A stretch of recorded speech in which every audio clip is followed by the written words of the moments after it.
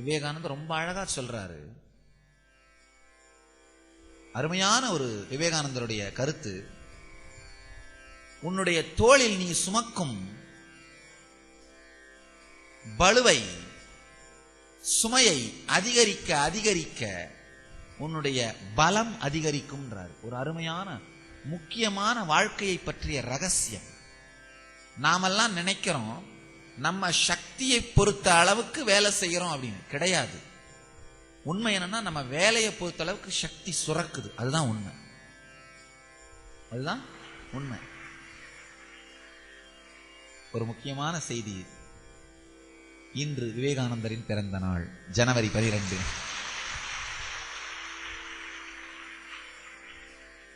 விவேகானந்தரின் பிறந்த நாள், தேசிய இளைஞர் தினம். இன்று தேசிய இளைஞர் தினம்.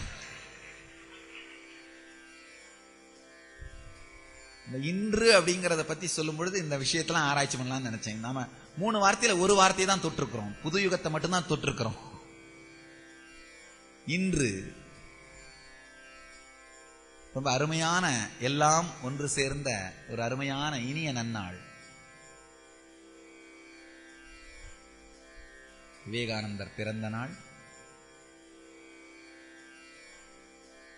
தேசிய இளைஞர் தினம், 30வது வயதிலே அடியெடுத்து வைக்கின்றோம்.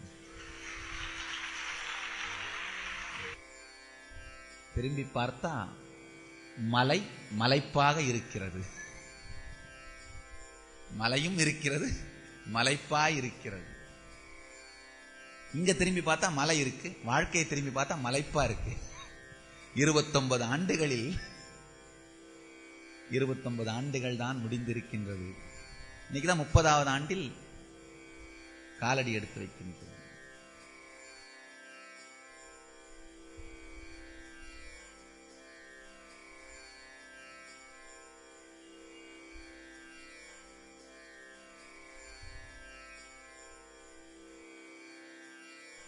இதே பூமி பிறந்தது, இதே ஊர் 30 ஆண்டுகளுக்கு முன்பு இதே மாலை வேளை,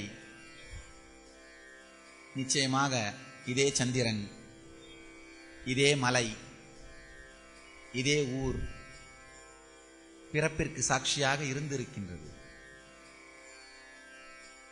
இதே ஊரும், இதே மலையும், இதே சந்திரனும், இதே நட்சத்திரங்களும் பார்த்திருக்கின்றன. அதேபோல் இந்த புது யுகம் என்கின்ற கனவையும் எனக்கு அளித்ததும் இதே ஊர்தான். ஆனா ஒரு முக்கியமான விஷயம், அந்த புது யுகம்ன்ற கனவை மட்டும் கொடுக்காம, அந்த கனவை மற்றவர்கள் மேல் திணிக்கின்ற மன அமைப்பை கொடுக்காம, அது கனவை கொடுத்தது, அதை மற்றவர்கள் மேல் திணிக்கின்ற மன அமைப்பை கொடுக்காமல் தனக்குள்ளேயே பார்க்கின்ற நுட்பத்தை தந்த ஞான பூமி.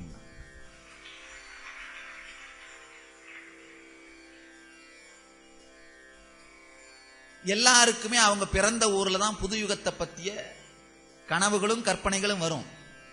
அதனாலதான் நம்ம எல்லாருமே இந்த பிளாஷ்பேக் கதை வர்ற சினிமாவை ரொம்ப இன்ட்ரெஸ்டா ரசிச்சு பார்ப்போம். ஏன்னா உண்மையில பார்க்கும் பொழுது நம்முடைய பிளாஷ்பேக்கையும் மனசுக்குள்ள அசை போட்டு ஆனந்தப்படுவோம். இந்த பிளாஷ்பேக்கா வர்ற அதுலயும் அந்த பெரும்பாலானவர்கள் வாழ்க்கை அமைந்த அந்த கிராமப்புறங்கள், கிராமப்புற பள்ளிகளுக்கு செல்லுதல், கிராமப்புற கல்லூரி வாழ்க்கை, இந்த மாதிரியான சம்பவங்கள் வர்ற நாடகங்கள், திரைப்படங்களை எல்லாம் நம்ம ரொம்ப ரசிச்சு பார்ப்போம். உண்மை என்னன்னா, அதை பார்க்கும் பொழுது நம்முடைய பிளாஷ்பேக்ல நம்ம என்ன ஆகும், அப்படியே ஆழ்ந்து போயிருப்போம். எல்லாருக்குமே அவர்களுடைய ஊர் தான் புது யுகம்ங்கிற கனவை வாழ்க்கையிலே விதைத்திருக்கும். ஆனா இந்த பூமி எனக்கு புது யுகம்ங்கிற வாழ்க்கையை கனவை மட்டும் விதைக்காமல் அந்த கனவை நனவாக மாற்றும் நுட்பத்தை தந்தது. அதனால்தான் இதை ஞான பூமி என்று சொல்லுகின்றோம். சாமி நேற்று தான் சொல்லிட்டு இருந்தேன். பொதுவா பல பேருக்கு எல்லாருக்குமே பிறந்த ஊரும் அந்த பிறந்த மண் தான் சந்நியாசத்துக்கு பந்தமாக, தடையாக மாறும். சன்னியாசத்துக்கு தடையாக இருக்கும். பட்டினத்தார் அதனால தான் சொல்றாரு, பிறந்த ஊர்ல இருக்கப்படாதுன்னே சொல்றாரு. பல சன்னியாசிகள் பிறந்த ஊரில் இருக்க மாட்டார்கள். இங்கிலீஷ்ல ஒரு பழமொழி உண்டு, nobody is prophet in their hometown, nobody is prophet in their village அப்படின்னு. ஆனா உண்மையில பாத்தீங்கன்னா என்னை பொறுத்தவரைக்கும் அதை மிகப்பெரிய ஒரு அதிர்ஷ்டம்னே சாமி சொல்றேன். பிறந்த ஊர் பிறப்பு அறுத்த ஊராய் மாறியது. இது பிறந்த தலம் அல்ல, பிறப்பு அறுத்த தலம். அது மட்டுமல்லாம இந்த ஊர் பந்தத்திற்கு காரணமாக இல்லாமல் முக்திக்கு காரணமாய் மாறியது. பந்தத்திற்கு காரணமாய் இல்லாமல் முக்திக்கு காரணமாய் மாறியது.